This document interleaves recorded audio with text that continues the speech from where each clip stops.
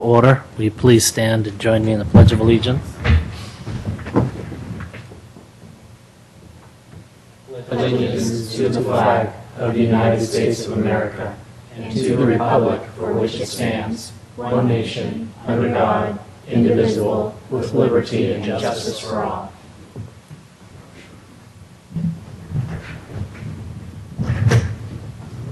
Roll call. Commissioner Gutierrez, Commissioner Silberman, Here. Commissioner Corral, Present. Vice Chair Harper Pedersen, present, Chair Marsters. Present. The next item on the agenda is public comment, and seeing no public, I assume we can dispense with public comment. Approval of the minutes. I move approval of the minutes. Second. All those in favor? Aye. Aye. All those opposed? Seeing none, we'll move on to new business and the review of the California Environmental Quality Act and Planning Commission responsibilities.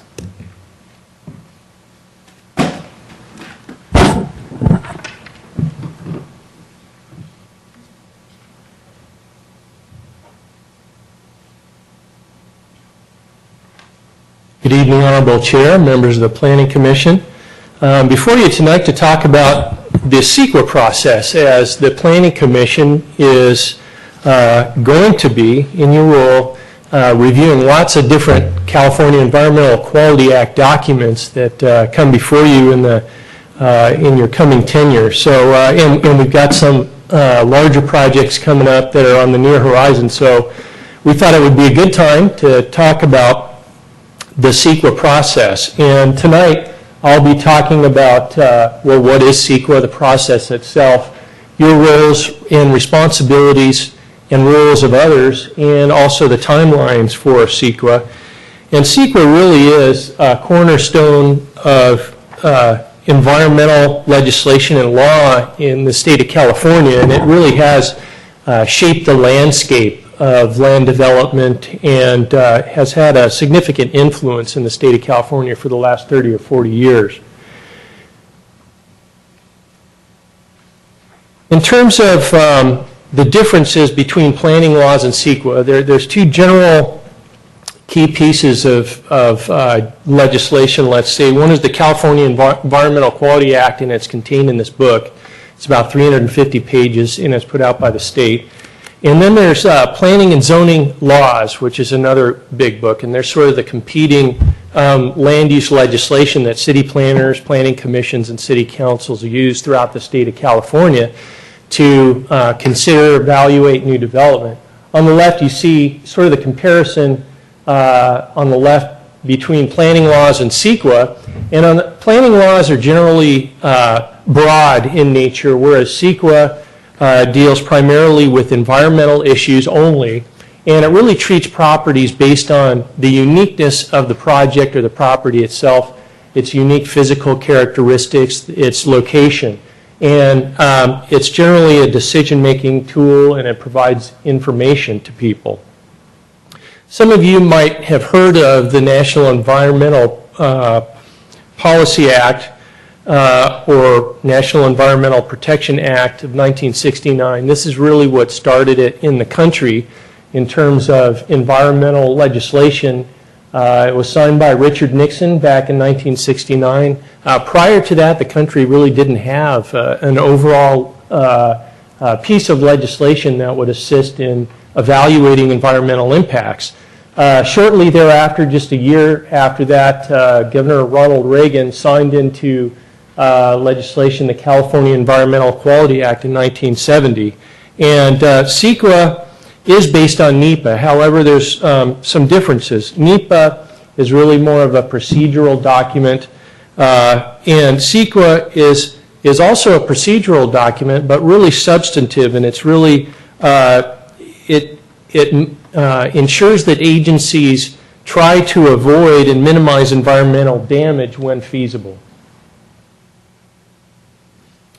So there's two key functions with CEQA, to inform and to disclose. And to disclose to the public reasons for agency approval of projects with significant environmental impacts, and also, I think, to foster interagency coordination. For instance, if we have a big project in our city that could have some impact on a neighboring city, then it encourages us to discuss that and make our information available to those agencies, not just local agencies, but state and regional agencies as well. And also, it's a big enhancement to disclose information to the general public, and it enhances public participation in the planning process. There are a number of goals for public agencies: identify, find, study, and inform. And an EIR is only really a disclosure document. It's not meant to solve all the problems of a project, trying to fit a project into the fabric of a community. And it doesn't even have to mitigate every impact for a project to be approved. It's meant to inform decision makers and the public on potential impacts to the environment, primarily, again, environmental issues.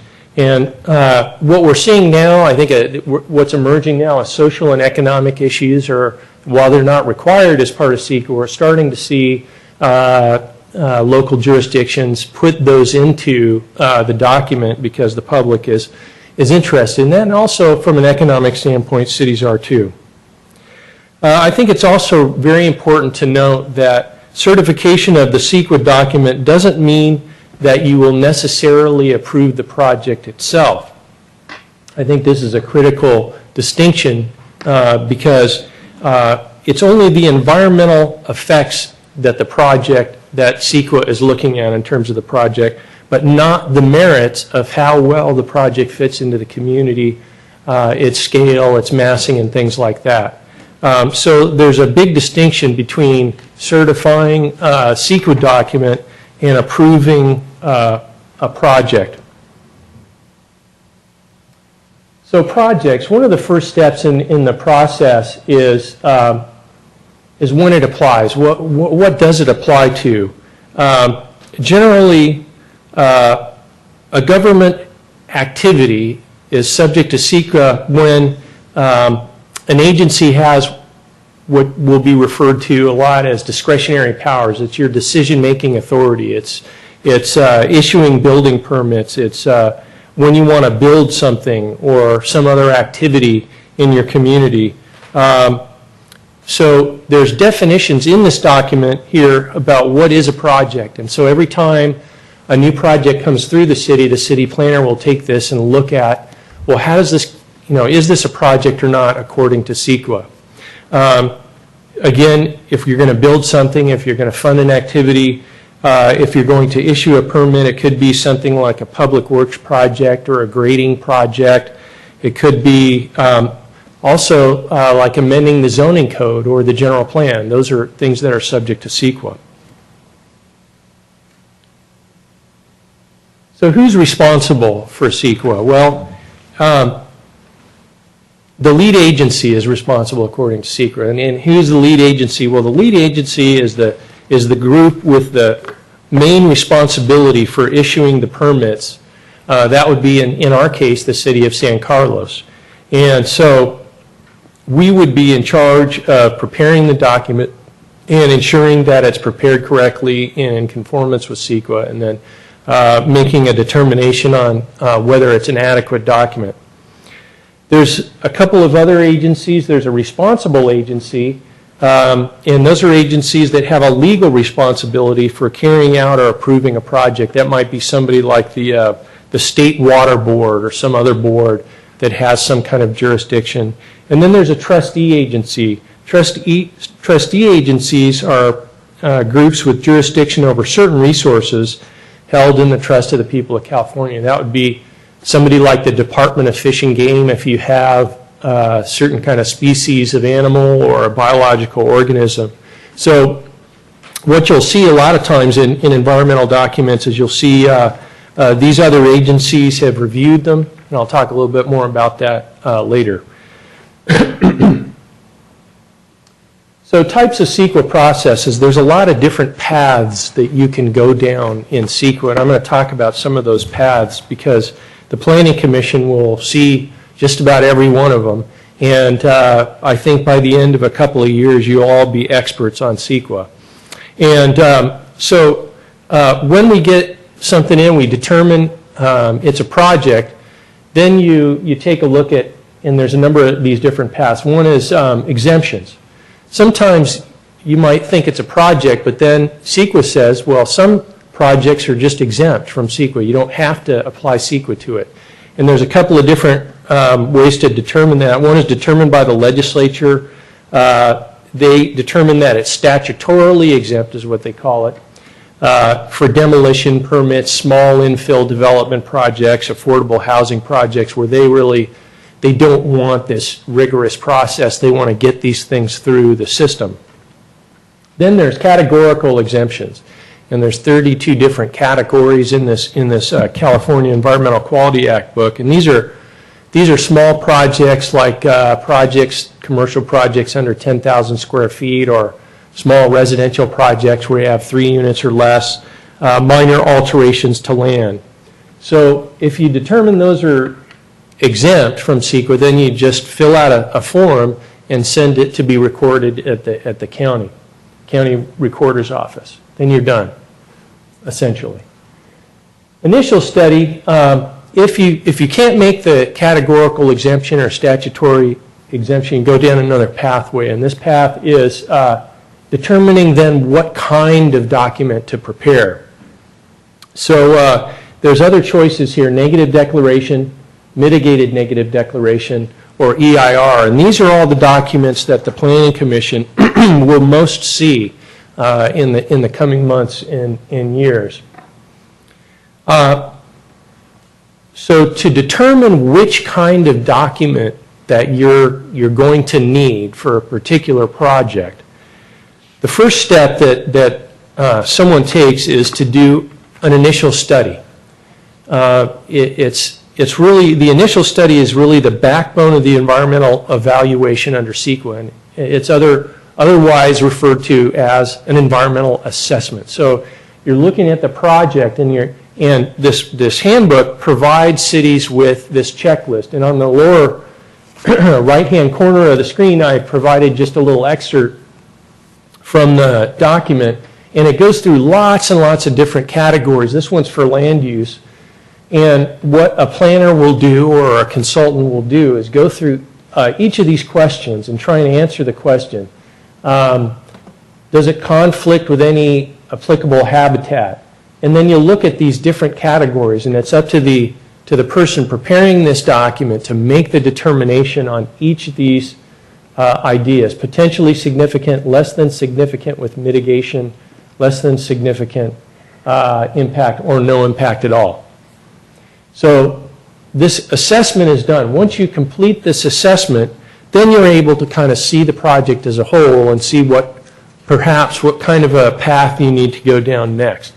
And some of the typical impact analysis issues that you'll go through in this document, and it covers all of these just about, aesthetics, biology, noise, population, and housing. So for each of these, you have lots and lots of questions.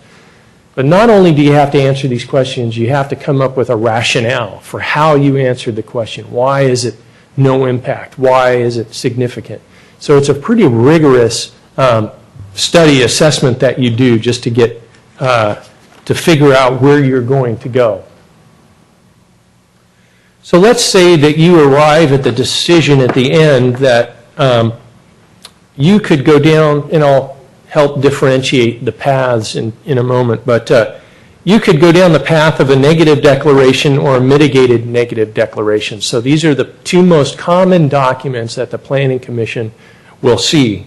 So after completing the initial study, the lead agency decides whether there are any potentially significant environmental impacts associated with the project. If yes, and you can't mitigate them, and you know that you need more analysis, then you have to go to the EIR. It's a much more significant study and analysis. But if no, the lead agency prepares what we call a negative declaration. And a negative declaration is a statement of no significant environmental impacts. A negative declaration, just a straight negative declaration, is the simpler of the major CEQA documents, and it usually consists of the initial study combined with a project description and a location of the project.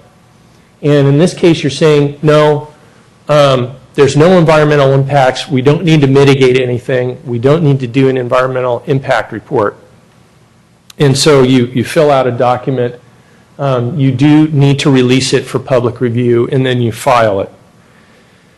A mitigated negative declaration has mitigation measures incorporated into it. So this is where you've identified some kind of an impact.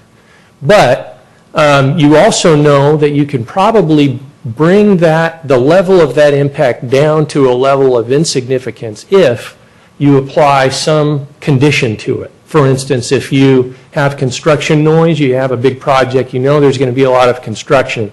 So you add baffling devices to the machinery, you start the construction at certain times of the day, you post things at the site so that if people have complaints, they can call somebody. These are mitigations that will bring it down then to a level of insignificance. You mitigate the impact. So the mitigated negative declaration, I would say, these are the two documents that, again, you will see most of. If they get to you, the mitigated negative declaration can actually be a very robust document. It can be many, many pages with a lot of analysis in it. And there's a 30-day public review period for these documents. So they need to be released. You still have to have the public review these documents. So now let's say you went down that path and you arrived at the point where you can't really come up with these mitigations easily. You know that there might be an animal or some other impact that's going to take a lot more analysis to get to the bottom of.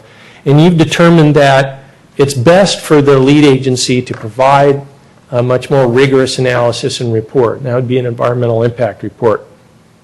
And it's necessary where you think there's going to be significant impacts, and usually all the impacts are usually able to be mitigated in an EIR, but not all of them. The EIR includes the initial study, but also an in-depth analysis of the various issues. And usually they take a long time, they're very costly, they're very comprehensive, and the developer pays. So the developer pays the city, and the city will then contract with somebody or do the work in-house, which is unusual these days. But that's to avoid the appearance that the developer would have any influence on the preparation of the CEQA document. So the city hires the consultant, manages that process. You evaluate it based on information, facts, thresholds. And one of the other unique things about the environmental document is that alternatives are required to be evaluated. So a number of alternatives, you have to have a no project alternative. You're also going to evaluate the proposed project. You should have another alternative that might be environmentally superior to the proposed project, and perhaps others. And so there we have the environmental impact report. Now there's been a process that you go through. So the first step is once you've determined, okay, I know I need an EIR, you then need to notify the public that you're going to prepare one. It's called a notice of preparation. The city prepares the document. We tell the public, we tell all the state and local agencies also that we're going to prepare this document. We get everybody ready and prepared to see this document. So the draft EIR is prepared and circulated. Again, a very long, rigorous process, lots of experts involved.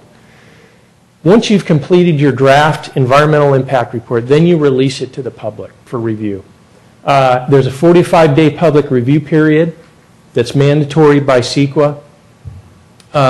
During this period, the expectation is that you will receive comments from various bodies of people. I'll talk about that too.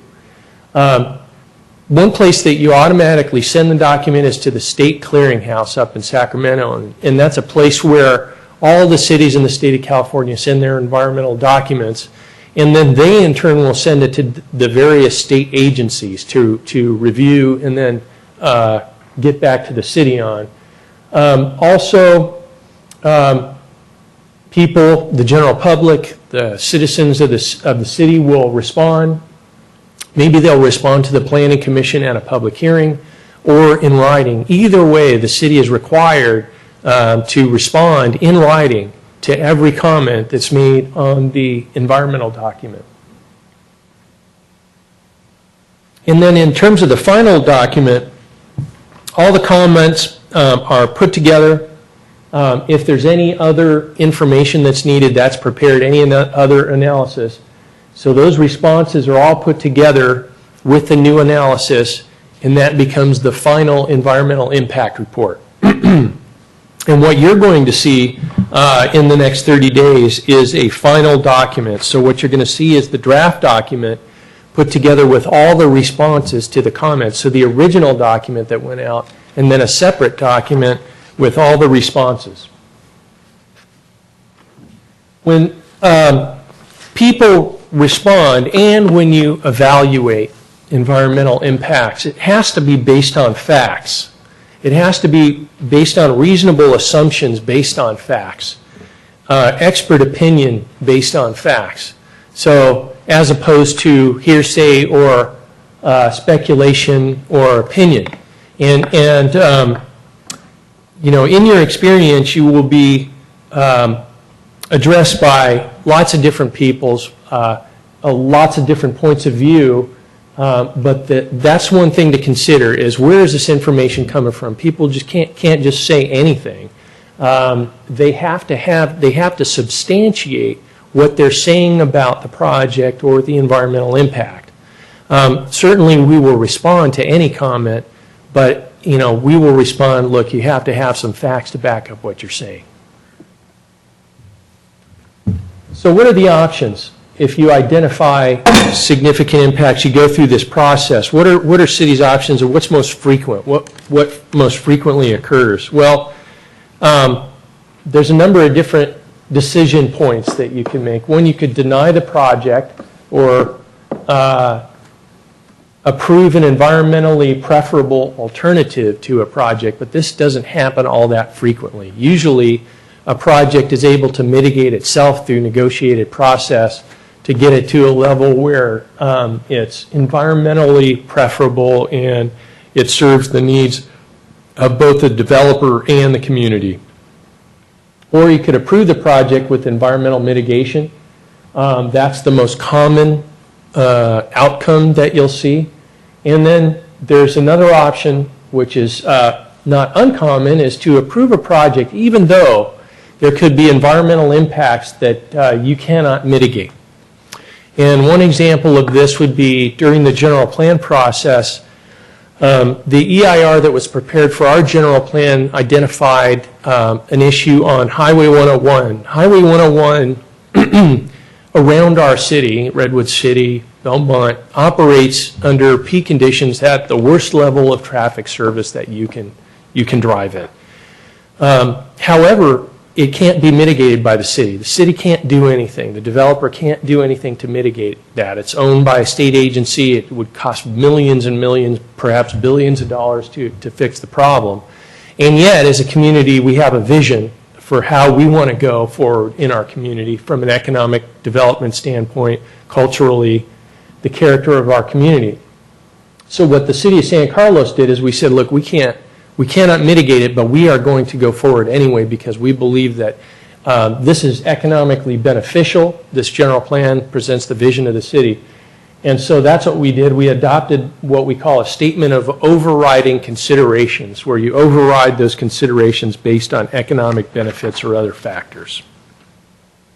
So what is the Planning Commission's role?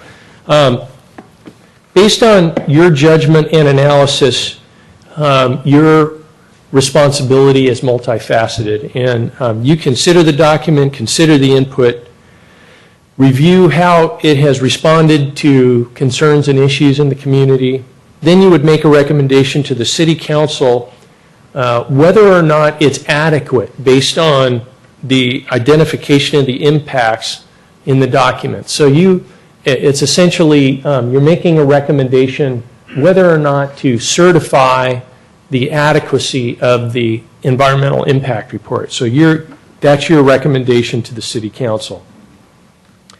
You might decline to certify the document, and if you do, you could request further review and analysis if, in your judgment, approval of the document would not comply with the requirements of the California Environmental Quality Act. If you certify the document, you will need to prepare a legal finding saying that it's a written finding that says that, yes, indeed, this does conform to the California Environmental Quality Act. And city staff provides you with the language that you need to do this in our staff reports, and we'll, a lot of times, we're here to support the Planning Commission. A lot of times there's experts that we bring in, the consultants that prepare the document. They're here to answer questions in various areas of expertise. And so we're essentially in a support role to help you through the decision-making process. So what's the public's role? Well, the public's role is to become informed, read the document, understand it, and then submit comments in writing or come to the public hearings and state your concerns before the Planning Commission and the City Council. And the comments should be specific to the environmental impact report. So there's other participants, and I've mentioned some of them, the public. I've mentioned some of the resource agencies, but there's other people. There's local interested parties. There's regional agencies, commercial and labor groups. There's regulatory agencies from the federal government, regional agencies as well. So you're going to get responses from a wide range of groups, and you'll hear, particularly on large, complex projects that are somewhat transformative, you'll hear from a lot of different voices. You'll hear from people who advocate positions on various things. So in terms of the process timelines, there are state laws in CEQA, both CEQA and the state planning and zoning laws. So we have timelines that we have to keep on top of whenever we work on a project that goes through this process. One of the first steps that you don't see here that initiates all these timelines is the application itself. And once we deem the application complete, the city puts in writing this application you paid for, you filled it out, it's complete, then that starts the clock. And for a negative declaration, we have 180 days. EIR is 12 months with a one-time 90-day extension. These are actually pretty fast timelines when you consider all the work that goes into these documents and the complexity.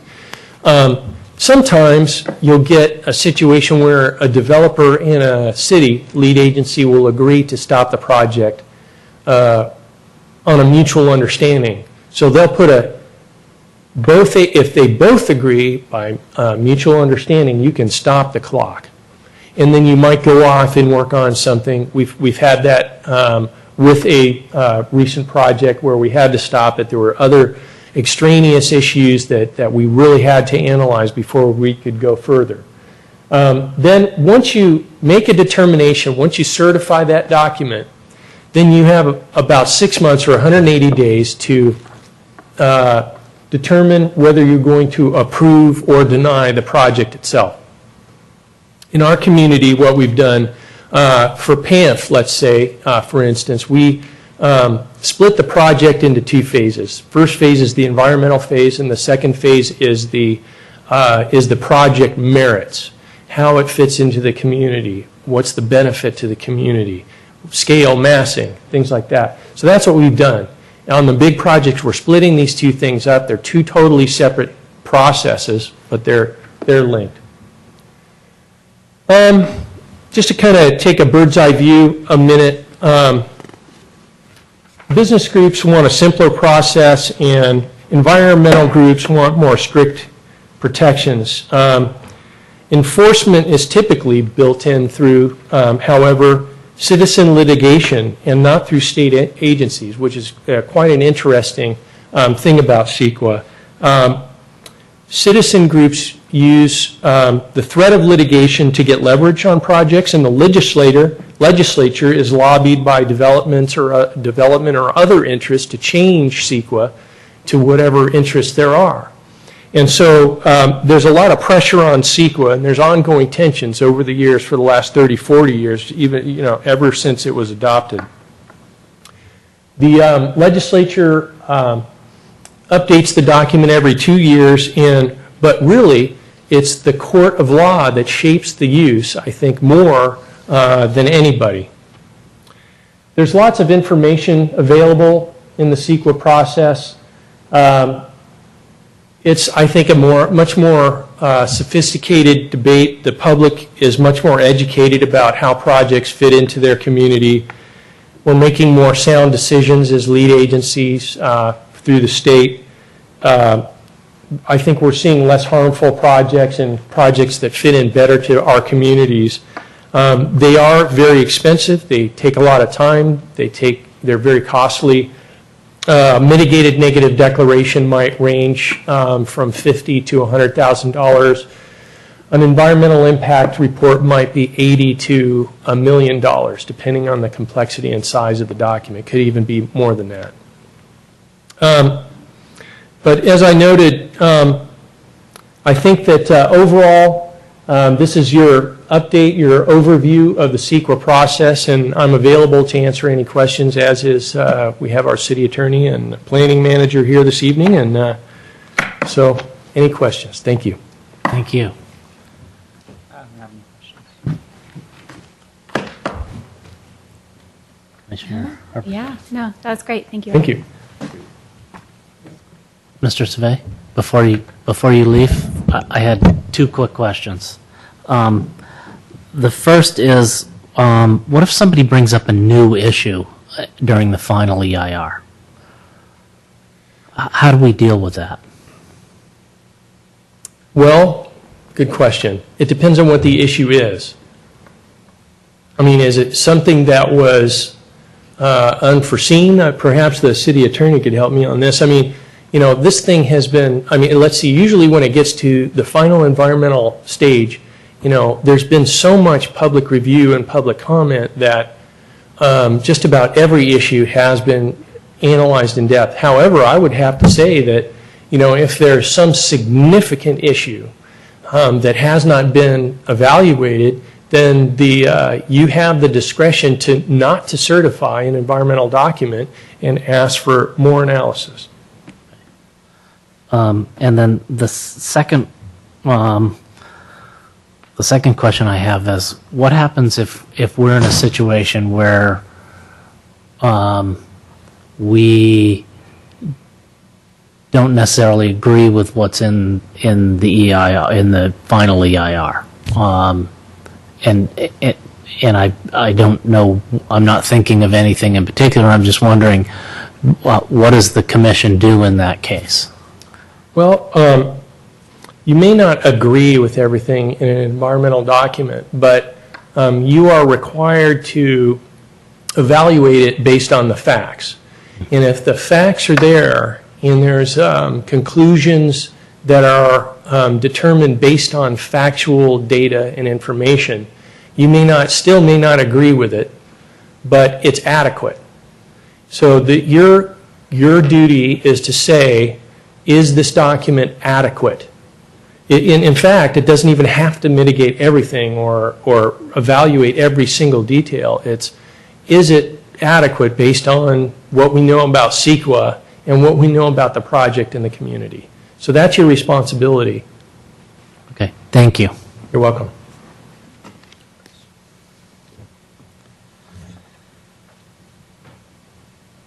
Okay, now we're going to move on to the Brown Act and a training on what the Brown Act means to us. Yay.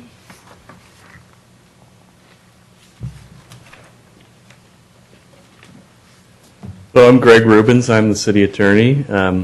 Good to see you again. I know many of you are new, so the idea was to have this training, which I've given a few times before.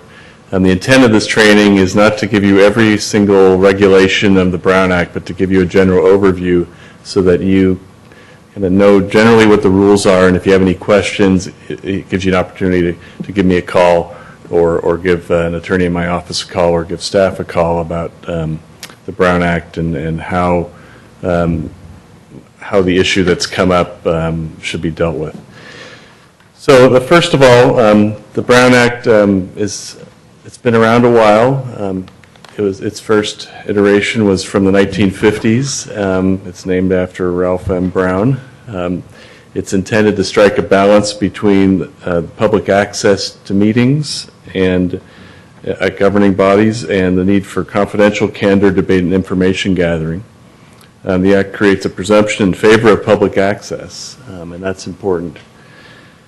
There's some exceptions for closed sessions. You probably won't see that at the Planning Commission level, but there are exceptions to the Brown Act that allow for closed sessions, and I'll go over those in a minute. Who's covered by the Act? The Planning Commission is definitely one of the bodies covered by the Act. You may have heard the term Brown Act bodies. Brown Act is all regular commissions or committees of the city with a minor exception for some temporary subcommittees that are not intended to be permanent. So two members of the Planning Commission could be a subcommittee to report on a specific issue, and that doesn't automatically mean they become a Brown Act body. What is a meeting? Well, in your situation, a meeting is when three of you get together to talk about anything that's before, any matter that might be before the commission. I'll go over the exceptions to that, but basically you don't ever want to communicate, three of you ever communicate on any subject matter that's potentially before the commission. It's direct communication, i.e., let's go have coffee together. No, don't do that, not three of you. Personal intermediaries. Intermediary might be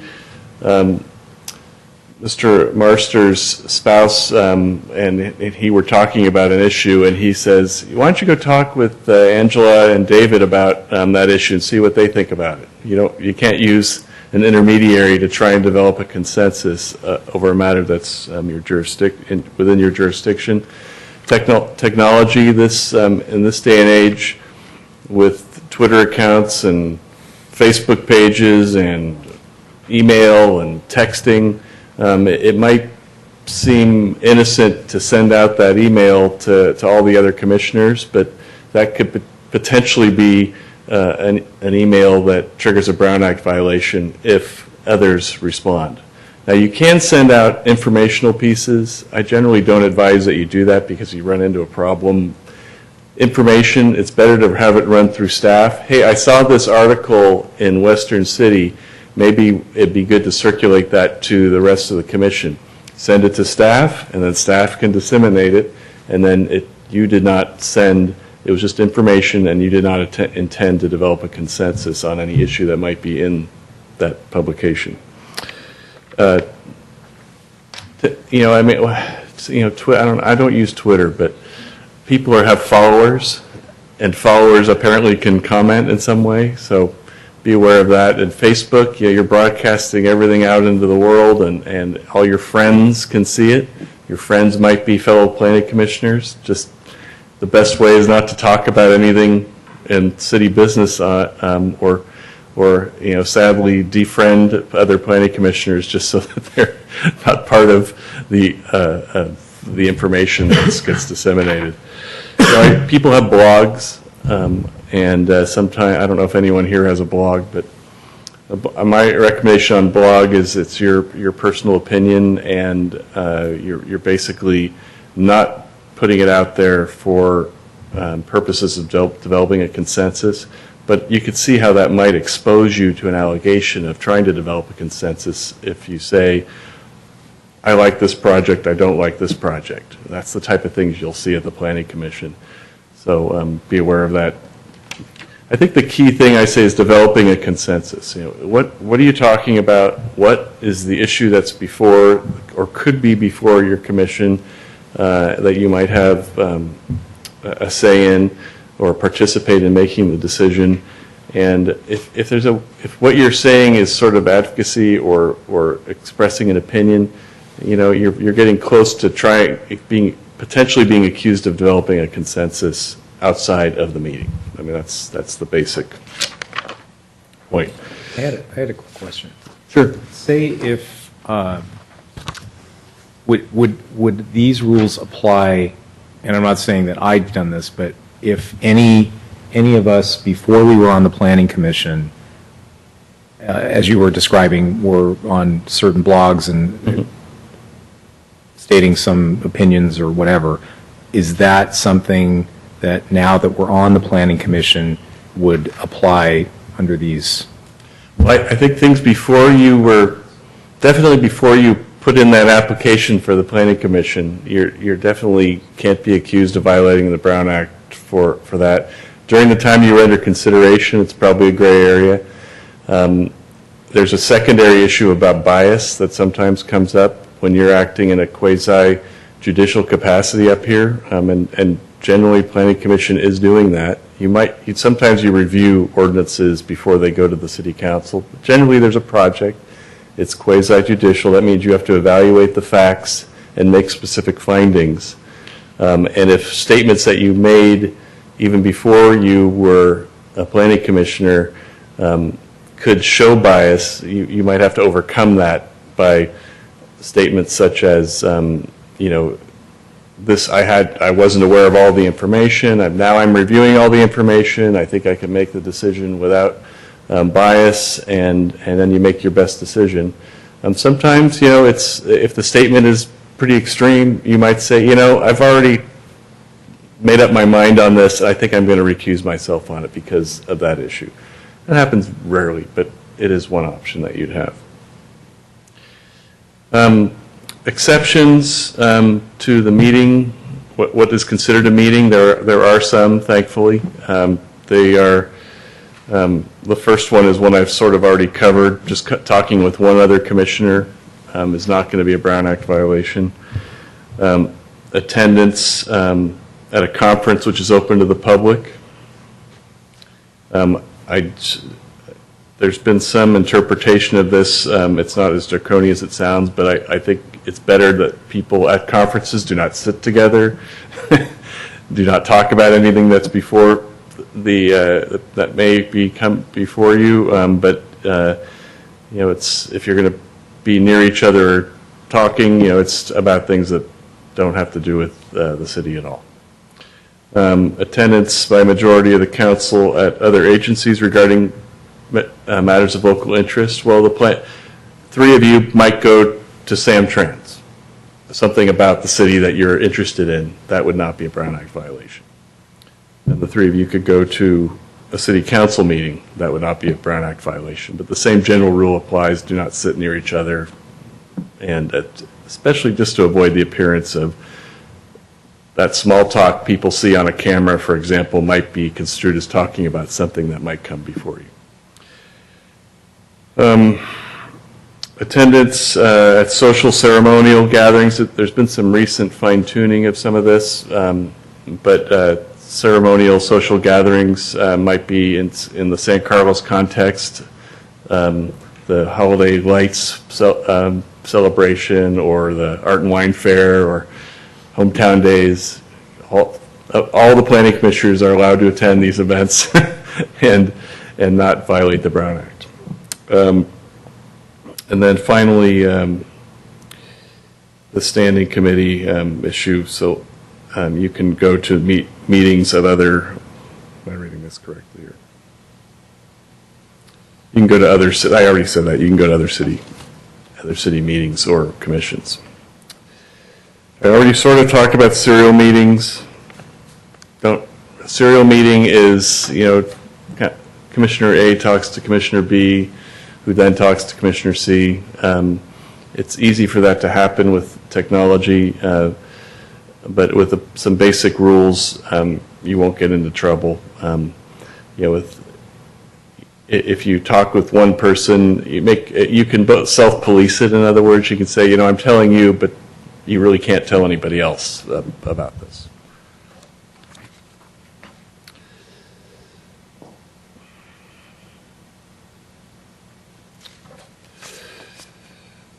The other prohibition is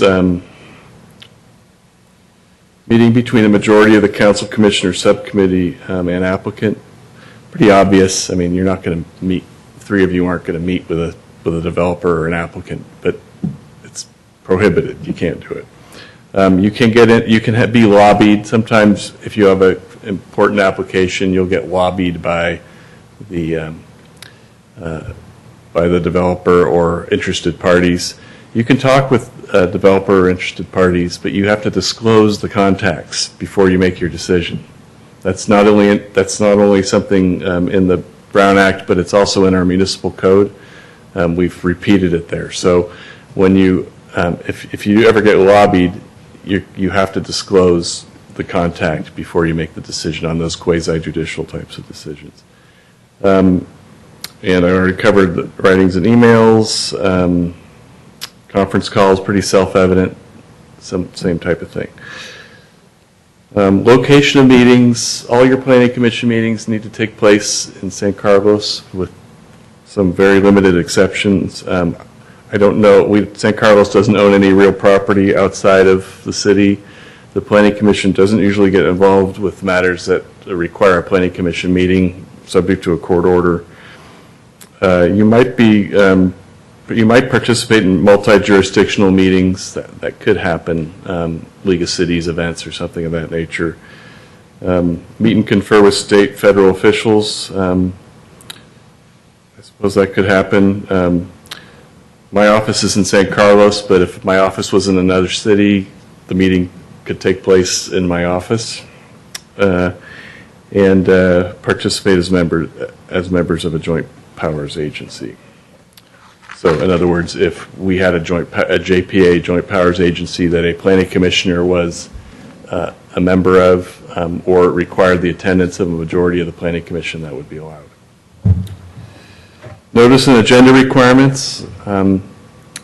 It starts to become routine, but the notice and the agenda must be posted 72 hours before the meeting with certain exceptions.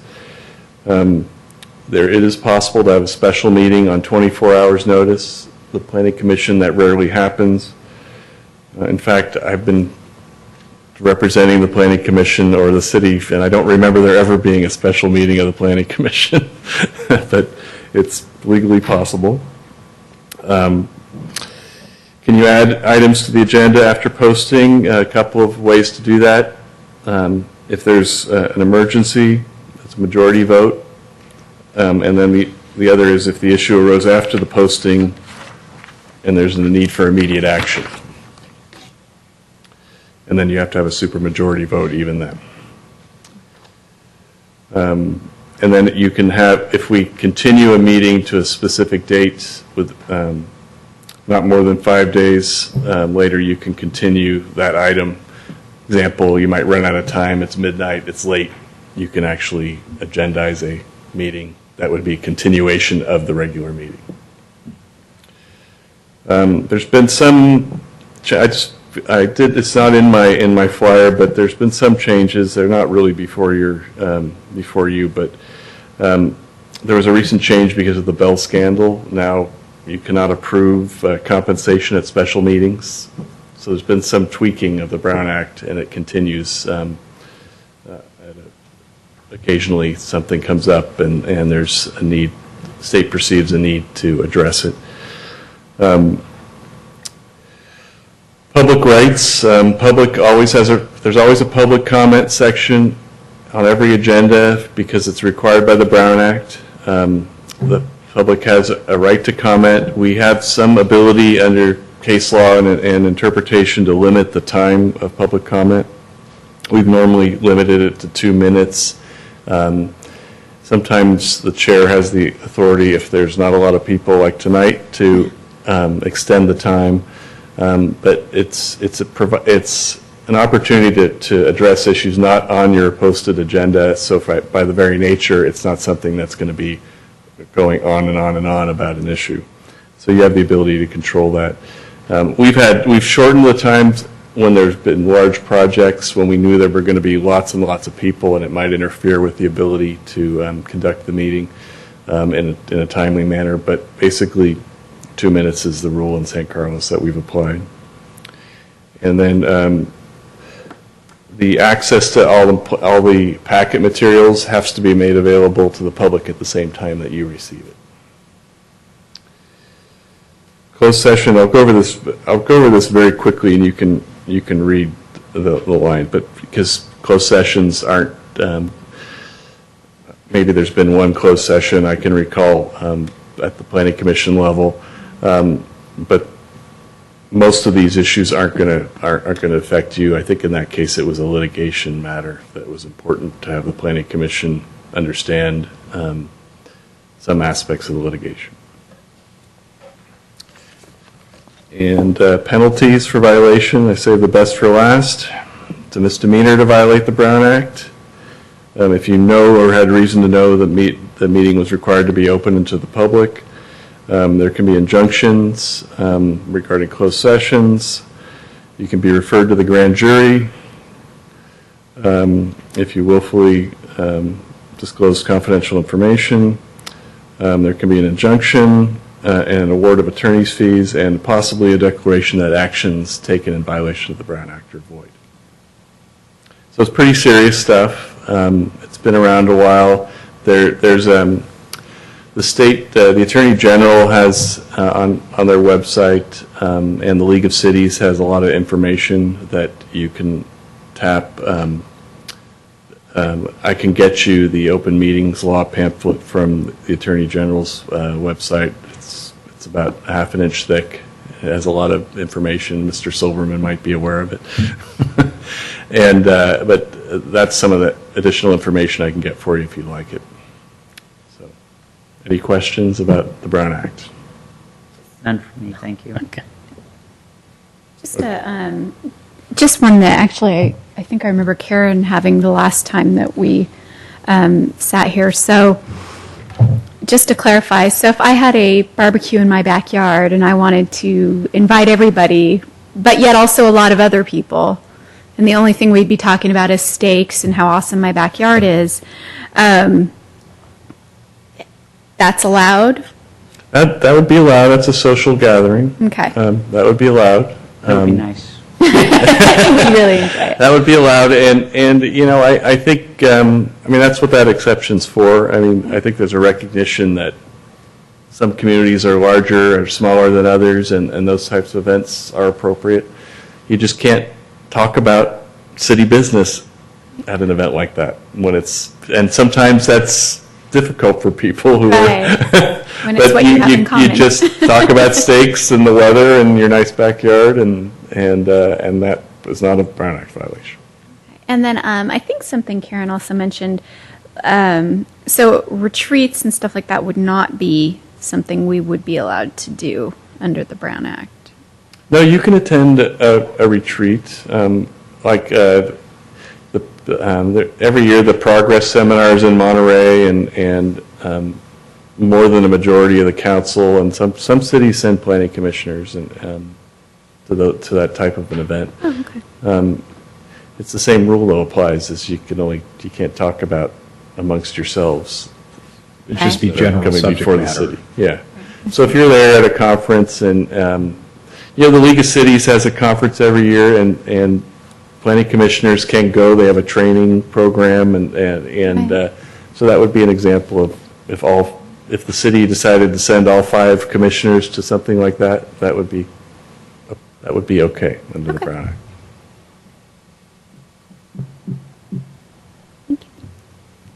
Thank you. Okay. Thanks. And feel free to call me anytime when we get into the specifics of anything and you have any questions. I'd be glad to help you. I'll run my Evite by you. The next item on the agenda is a public hearing, and we have no public hearings tonight. So we're going to move on to reports, correspondence, and general information. Reports on recent city council actions. Yes, the council did approve the budget and the capital improvement program, and I reported on what's in that last time, but once again, generally that the Community Development Department is absorbing redevelopment agency functions in the successor agency, so we'll continue to provide economic development services and housing services under a division that is so named. And we are moving in this a 2-year budget cycle, which is program-based. So we report our full-time equivalent employees sort of chopped up in the various kinds of services we provide, much of which is in the development and to you as a body. So that's it for the council. Planning Commission comments or reports? Nothing for me, thank you. I have nothing. I don't have anything.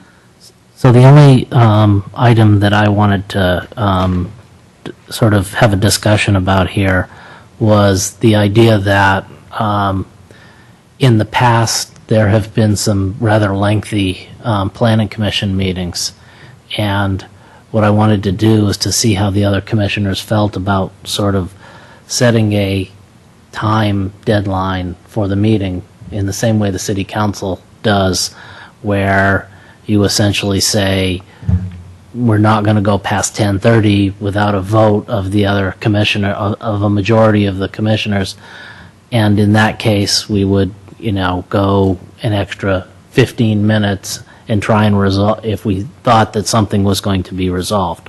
Otherwise we would end at a reasonable time, so that we're not making decisions at 11:30, 12 o'clock at night, especially if we have big projects coming along. So, comments? I'm going to interject that the Brown Act requires that we agendize something like that at a future meeting, because it's not on your agenda, but I think the staff would be glad to put that on an agenda to talk about a rule or resolution or motion that would be your rule until overturned by a future planning commission. Good use of the Brown Act. Thank you. So, Ms. Nelson, would you please agendize that for a future meeting? Anything else? I just wanted to remind everybody that I'll be gone from the 15th through the 28th of July. I'll be in St. Louis, so I will miss the July 16th Planning Commission meeting and my first RDRC meeting. Sorry, Scott. Thank you so much for filling in. No problem. No problem. Correspondence?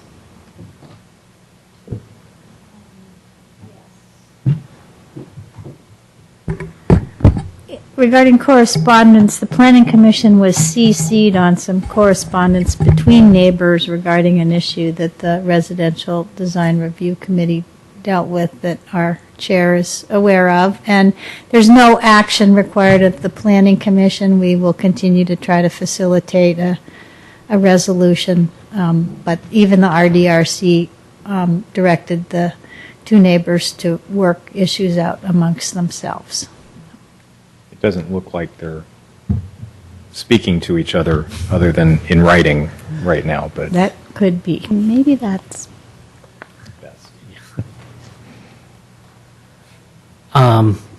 Planning staff comments, reports, and updates on current projects. Yes, you asked me last time about the Longs Plaza paving, and we determined that it is owned by Mid-Peninsula Water District, and I did talk with them, and they have paved it as a weed control measure, and actually talked with our Public Works staff and Building Division about if there were any prohibitions to do that. So it's paved. The palm trees remain, but the weeds are gone. and the fence is going to stay up? Yes. Was it there before? I wasn't aware. The you know, I have a don't chain link know. around it. That I don't know. Because I did see it. Right, there is the public road, it's F Street. Yes. Yeah, yeah, yeah. I was concerned about the runoff of the water instead of soaking into the soil there, and how a lot of places are actually not allowed to do that, and just thought I'd see if that was something that Yeah. needed to be addressed. We also have put in your packet the work plans of all of the other city committees and commissions, as you asked. Those are adopted by the council in the budget cycle, as was yours in May, I believe. Then, as an added item, I wanted to note that the city council on July 9th will be considering a couple of strategic plan items. One is citywide litter, and they'll be looking at kind of maybe some changes within the downtown regarding trash receptacles. And but anyway, the Community Development Department is doing the report back to them in collaboration with Public Works, and it's been an issue that they looked at about a year ago as well. So we'll be continuing to look at that. Also that night, they asked us to look at the fees and the process relative to residential design review. So when you looked at this as a body in the spring and requested that that be passed along to the council, that was a lot of the content of our report to the council. So it's good work that RDRC has done in preparation of that meeting.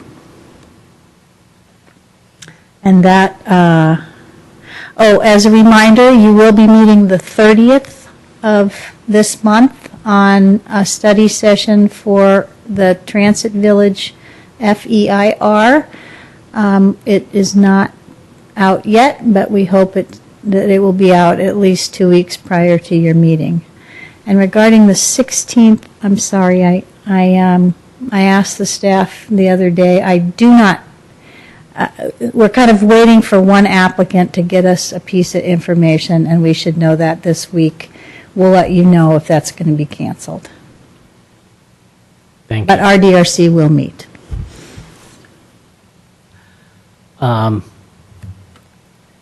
Any other commissioners have anything? Me?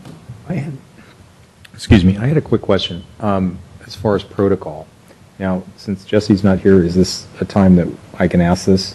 What is protocol if, number one, if you're not going to be attending a meeting, and number two, if you're just running late and the meeting has begun, do you just walk in and take your spot? Yes, and I'll communicate back with Jesse too. We generally report absent or excused. So if you let us know ahead of time that you're not going to be there, and maybe Jesse did let Lori Cudworth know and it wasn't communicated to me. But so we would report excused if you let us know you're not going to be here. And you certainly can come in late. We'll just note that in the minutes when you arrive. And I'll just add for informational purposes that it might affect certain items if you're late and it's in the middle of a public hearing on something. You'd have to be able to say that you were up to speed on it and or ask the question, what happened before I got here, or ask that if you had any questions about the presentation, that you bring yourself up to speed.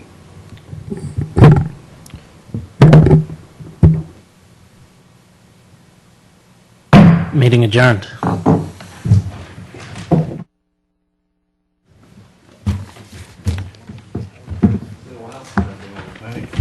I know, we missed you. Did you enjoy it?